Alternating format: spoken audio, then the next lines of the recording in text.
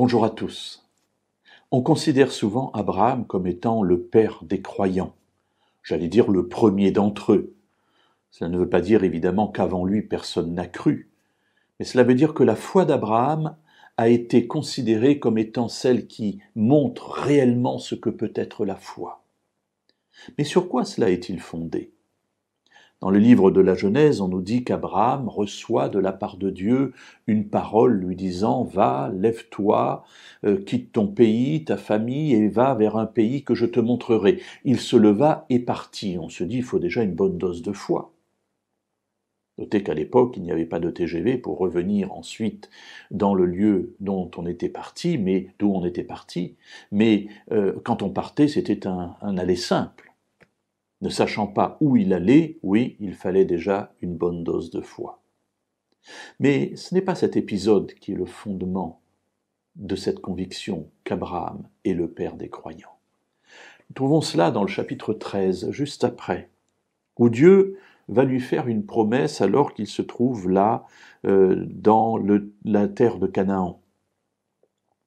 Il nous est dit, au verset 16, Genèse chapitre 13, verset 16, « Je rendrai ta descendance comme la poussière de la terre, en sorte qu'on ne pourra pas plus la compter que l'on ne peut compter la poussière de la terre. » Alors en quoi Abraham est-il le père des croyants ? Eh bien tout simplement parce que sa femme est stérile.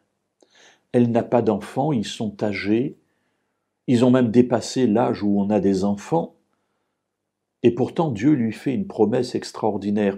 Tu vas avoir tellement d'enfants, tellement de descendance, qu'on ne pourra pas plus la compter qu'on ne peut compter le sable de la mer. Innombrable. Et Abraham y croit. Il y croit tellement qu'il va accepter d'entrer dans un subterfuge pour essayer d'accélérer le plan de Dieu, qui ne s'accomplit pas assez vite, selon lui. Pourtant, Dieu accomplit sa promesse. Quelques années plus tard, Sarai a un fils. Ce fils, ils l'appelleront Isaac.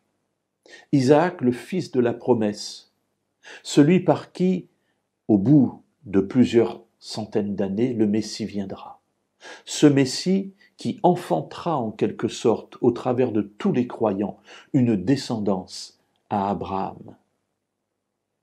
Alors il y a là quelque chose d'extraordinaire, c'est qu'Abraham est le père des croyants, non pas simplement le père de la nation juive, mais aussi le père de tous ceux qui croiront, quelle que soit leur origine ethnique, tous ceux qui croiront dans l'amour de Dieu.